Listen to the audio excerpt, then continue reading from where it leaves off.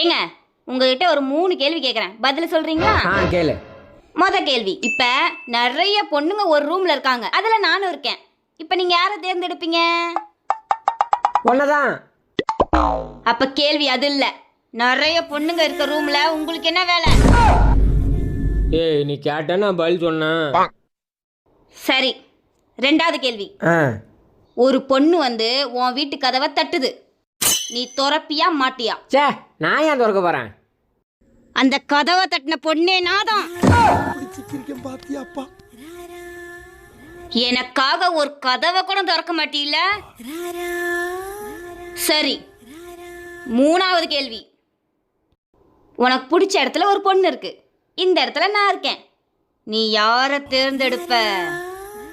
ஒன்னதான். அப்போ உனக்கு பிடிச்ச இடத்துல நான் இல்லையில?